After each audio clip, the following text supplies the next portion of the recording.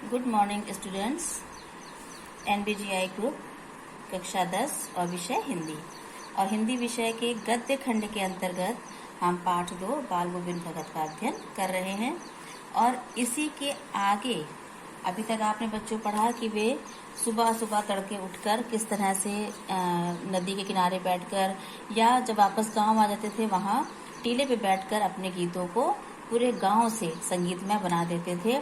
और सर्दियों में भी वे ज्यादा से ज्यादा कमली ओढ़ लेते थे और उस कमली वो इतना गीत में अपना गीत गाने में इतना मगन हो जाते थे कि उनके कि जहाँ लेखक जाड़े से ठंड से कांप रहा होता था वहीं पर उनके मस्तक पर श्रम बिंदु चमकते रहते थे। इसके पश्चात गर्मियों में उनकी संझा मतलब शाम के समय जो गर्मियों में जब शाम होती है और वहां पे और उमस भरी शाम जब बरसाती उमस होती है, ऐसे में उनके गीतों से वो शाम शीतल हो जाया करती थी। और घर के आंगन में वे जब आसन जमाकर अपने गीतों को गाते तब ऐसे में उनके आसपास पूरी की पूरी भीड़ जुट जाती थी और एक पद बाल गोविंद भगत कहते तो प्रेमी मंडली उन्हें दोहराती रहती थी। इस तरह से बच्चों उनके गीतों से पूरा गांव संगीतमय और गीतमय हो जाता था और सबके तन मन नृत्यशील हो जाते थे, मतलब नाचने और गाने के लिए तत्पर हो जाते थे। इसके पश्चात देखिए बच्चों, बाल गोविंद भगत की संगीत साधना का चरम उत्कर्ष, मतलब जैसे आप कहते हैं ना बिल्कुल इतना ज्यादा वो इतनी ऊंचाई पे पहुंच जाता था। उस दिन हमने कब देखा जब उनके इकलौते बेटे की मृत्यु हुई। उनका इकलौता बेटा था जो कि मस्तिष्क से विकसित नहीं था, वो सुस्त और बोधा था, किंतु इसी कारण क्योंकि वो मानसिक रूप से कमजोर था और शरीर से सुस्त था, इसी कारण बाल गोविंद भगत उसे और भी अधिक मानते थे। उनका ऐसा मानना था कि ऐसे व्यक्तियों पर हमें ज्यादा ध्यान देना चाहिए और ज्यादा उनसे प्रेम भी करना चाहिए क्योंकि उन्हें हमारी केयर मतलब हमारी सुरक्षा की, हमारे ध्यान की ज्यादा आवश्यकता होती है। और बड़ी साध से, बड़ी तमन्ना से उन्होंने उनकी शादी कराई थी और जो भी उन्हें उनकी बहू थी वो बहुत ही सुभग और सुशील मिली थी। घर को पूरे अच्छी तरीके से उन्हें संभाल रखा था और बाल गोविंद भगत को एक पिता के समान स्नेह करती थी और उनका बहुत ध्यान रखती थी। किंतु मौत अपना सबका ध्यान खींच कर रखती है, किंतु जब उनकी पुत्र की मृत्यु हो जाती है तो सभी उनको घर जाते हैं और लेखक भी उनके घर जाके देखता है तो देखकर वो दंग रह जाता है, आश्चर्य में पड़ जाता है कि बेटे को आंगन में चटाई पर लिटाकर उसे एक सफेद कपड़े से ढक दिया था और कुछ फूल तो हमेशा उनके आंगन में लगे रहते थे और उन फूलों में से कुछ तोड़ करके उस चादर पर बिखरा दिए थे और सिरहाने पर एक दिया या चिराग जला दिया था। और इसके साथ ही वे वहीं एक बगल में बैठ करके अपने गीतों को गाए चले जा रहे थे।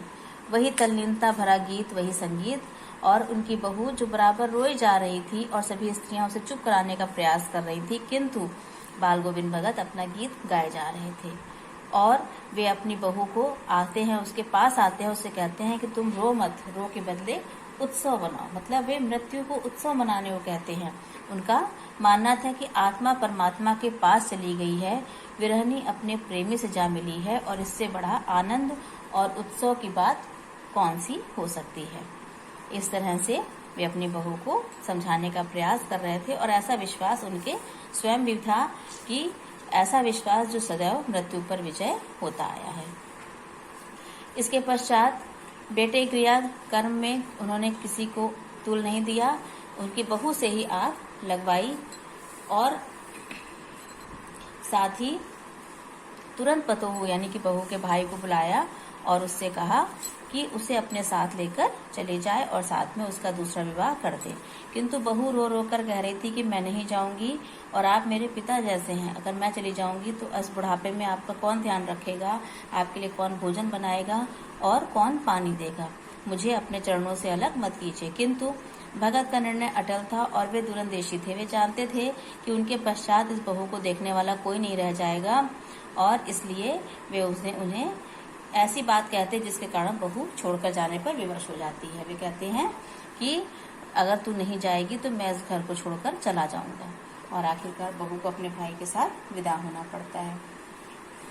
अंतिम गद्यांश में बच्चों बाल गोविंद भगत की मृत्यु भी उन्हीं के अनुरूप हुई। वे हर वर्ष गंगा में स्नान करने जाते थे और पैदल जाते 30 कोस चलकर, और किंतु उन्हें कोई ध्यान रखने वाला नहीं था। वे कमजोर हो चुके थे, उनके बराबर बुखार भी आ रहा था, और ऐसे में जब वो इतना लंबा रास्ता तय करके वहां जाते हैं और धीरे धीरे उनकी तबीयत इतना ज़्यादा उनका साथ छोड़ती चली जाती है कि जब वे वापस वहां से आ रहे होते हैं तो पता नहीं कहाँ से उनके इस तरह की मतलब उनको कमजोरी लगती है और अंत में वो मृत्यु का शिकार हो जाते हैं। जब वो गांव पहुंचते हैं, गांव पहुंचते पहुंचते वो मृत्यु उनकी हो चुकी होती है और गांव के किनारे पे लोगों को पड़े मिलते हैं। जब भोर में गांव के लोग उठते हैं और उनके गीतों को नहीं सुनाई देता है, तब वे बाहर निकल के देखते हैं तो देखते हैं कि बाल गोविंद भगत नहीं बल्कि उनका सिर्फ पंजर पड़ा है, मतलब उनका मृत शरीर पड़ा होता है। और तब लोगों को आभास होता है कि आज हमारे गांव से एक सच्चा संत, जो कि गृहस्थ था किंतु एक संत और साधु था, ऐसा व्यक्ति आज हमारे बीच से चला गया है। पूरा गांव शोकाकुल हो जाता है और उनके जाने से उनके गीतों को याद करता हुआ अश्रु बहाता है। तो यहाँ पर बच्चों आपका ये पाठ खत्म होता है।